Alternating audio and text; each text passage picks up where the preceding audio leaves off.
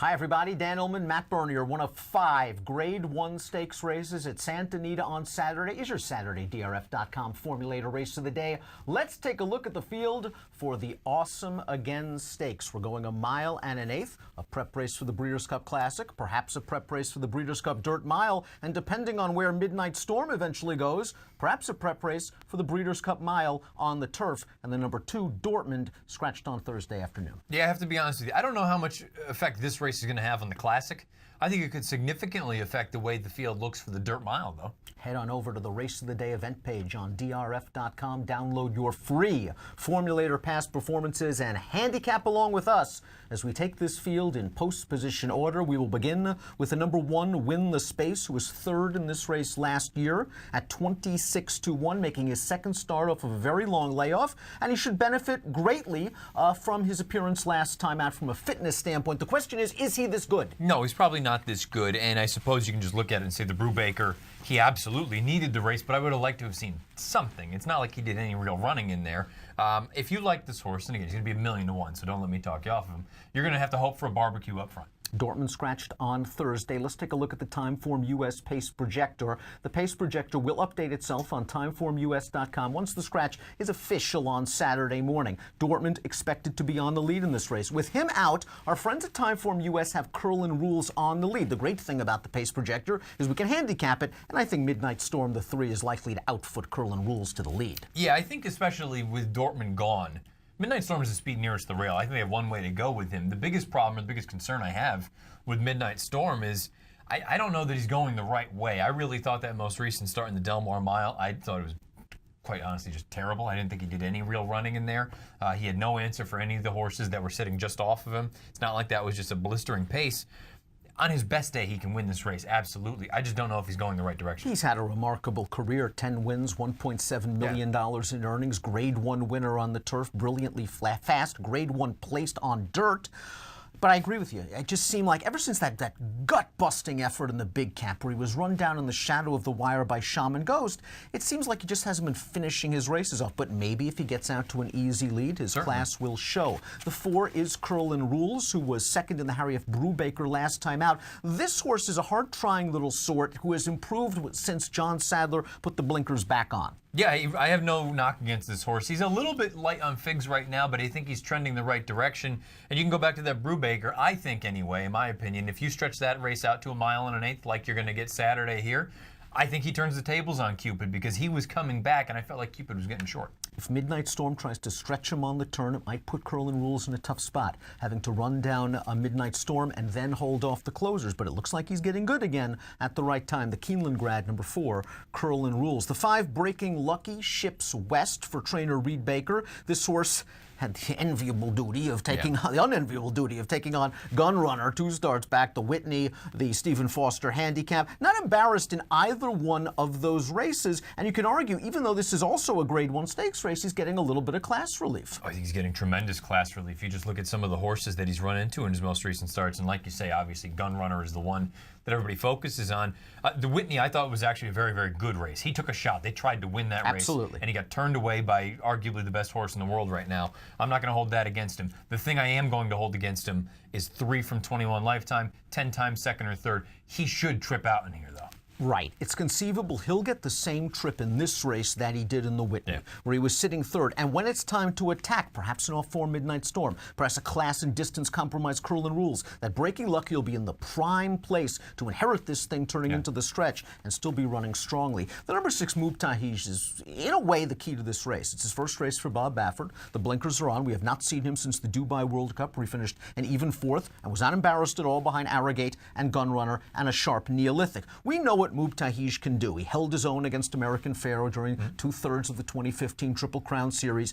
He is a legitimately solid horse, and I think 1 mile and an eighth is an okay distance for him. I actually like him at 1 mile and an eighth, 1 mile and a 16th, and a mile compared to these longer distance races. Yeah, I agree 100%. I think these middle distance races, this is really what he wants to do. Now, the blinker's going on. I don't have a problem with that, considering this is the first time out with Baffert. Baffert's had him for quite some time. And really, it sounds like all the quotes you read from Baffert, this was not the goal. This was not the plan. We were going to take some time, but he's just training so well that this is, you know what, let's take a shot and find out what we've got. To me, he's a kind of sneaky horse. Not only do I think he's capable of winning this race, but I think if he runs well, Boy, you turn him back for the dirt mile as opposed to go to the classic, all of a sudden I think he becomes an interesting player. Donworth in number 7 hasn't won a race in over 2 years. I know because I've been chasing him time and time again. The Pacific Classic was a bit of a disaster. He was up close to that solid pace, but he was facing Collected and Arrogate and Accelerate. And listen, they've dug no one since they've come back off that extremely long layoff, and now Doug O'Neill is putting blinkers on. Is there a chance that Donworth is really sent out of there by Mario Gutierrez and inherits a nice pace-pressing spot off of Midnight Storm? I think this horse can be effective when he's closer to the pace. Yeah, I think if you're going to back this horse or have any sort of interest in him, you need to make a creative narrative, because just on the page, it's not going to get the job done. The one thing I'll say is he has a couple of races that are at least comparable and competitive in here. And if you think, again, we've talked about it, he's always been kind of a dope out there on the racetrack. I wonder if the blinkers all of a sudden make him a little bit sharper. And if he is forwardly placed and he can sit just off the pace, and maybe he's right there with Breaking Lucky, I don't know. I mean, I suppose at 15 to 1 or 10 to 1, whatever he is, I suppose you could take a shot. Completing the field is the one that might end up being the favorite in this year's Awesome Again, and that is Bob Baffert's number 8, Cupid, who is 2 for 2 this year, winner of the Grade 1 Gold Cup at Santa Anita, over this track, obviously, on May the 27th. Last time out, the Harry F. Brubaker was kind of an interesting spot. Mile seems a little bit short, perhaps, for Cupid. Dropping down into a nice little black-type stakes race instead of running in graded stakes races where we know he fits, and Cupid had to work a little bit in that spot to beat Curlin Rules. Was it simply a sign of just a step in the right direction, a prep for this race, the Awesome Again, or maybe was it a sign that Baffert for some reason wasn't treating him like a good horse? You know, I guess the tough thing is, because keep in mind, when they ran that race was earlier in the week, the same week as the Woodward. Now, I think and all along, the plan was to send him to the Woodward. I can't fault them for saying, you know what, I want no part of Gunrunner, though. And I want to race over the Breeders' Cup track. Yeah, exactly. So I don't know that I want to hold that against this horse, and it was a little bit of a gap between the Gold Cup and that Brubaker. Having said that, I wanted to see a little bit more than I saw in the Brubaker. To me, it looked like a short horse at the end of the race. I don't know, maybe with some fitness under him now, going out to 1 mile and 1/8 at a racetrack that he's had basically all of his best success at.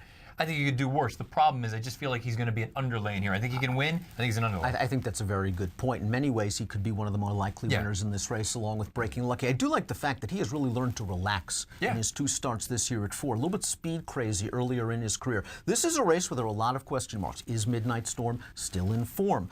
Where is Cupid right now? Do you completely trust him? Only his 3rd start of the year. Breaking Lucky, you mentioned that he's won for his last 13 or so. Muktahi's long layoff. Donworth just beaten 35 lengths. You can go a lot of different ways. We're looking for prices while readily admitting that Cupid and Breaking Lucky are probably the 2 horses to beat. Let's take a look at our top selections for the Awesome. If Donworth wins, I'm going to be very mad at you.